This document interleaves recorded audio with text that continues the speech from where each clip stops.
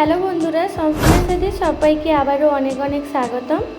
আজকের আমি আপনাদের কাছে নিয়ে এসেছি ইলিশ মাছের ভাপা বেগুন দিয়ে। প্রথমে আমি এখানে বেগুনটা একটু কষে নেব।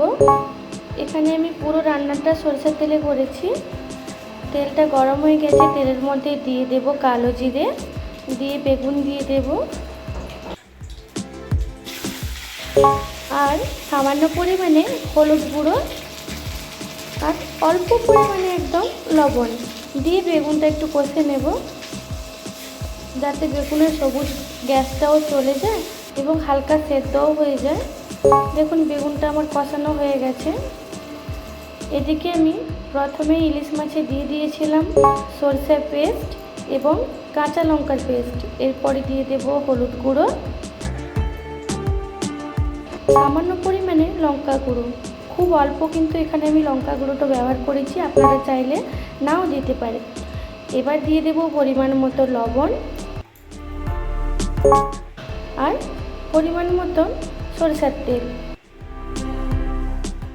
সরষের তেলটা দিয়ে দিয়েছি।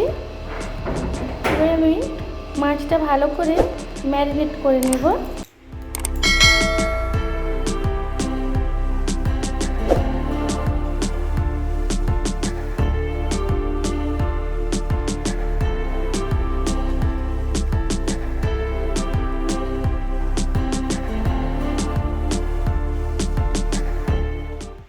দেখুন মাছটা ম্যারিনেট হয়ে গেছে।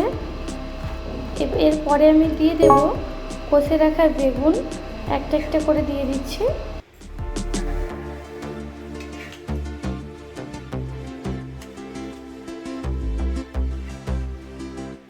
সব কটা বেগুন আমি দিয়ে দিয়েছি।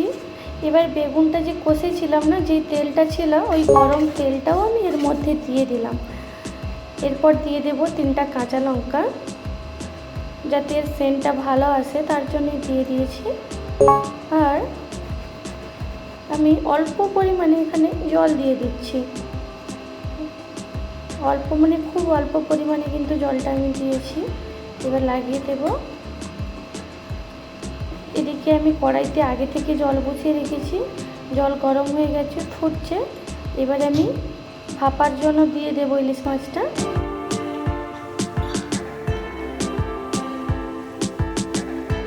দেখুন আমার কিন্তু এখানে 5 মিনিটের জন্য ভাপার জন্য রেখে দিয়েছিলাম কড়াইতে। এবার আমি নামিয়ে নিচ্ছি। দেখুন দেখতে তো কত সুন্দর হয়েছে, কিন্তু খেতেও ভালো হয়েছে। এই বেগুনের রেসিপিটা ইলিশ মাছ দিয়ে এটা আমি আগেও করে খেয়েছি, তাই আপনাদের কাছে নেক্সটবার শেয়ার করলাম। তবে এইভাবে একবার বেগুন দিয়ে ইলিশ মাছের ভাপা করে খান, খুব ভালো লাগবে। আজকের আমার ইলিশ মাছ দিয়ে বেগুনের ভাপাটা এখানেই কমপ্লিট। আবার দেখা হচ্ছে আবার একটা নতুন ভিডিওর সঙ্গে।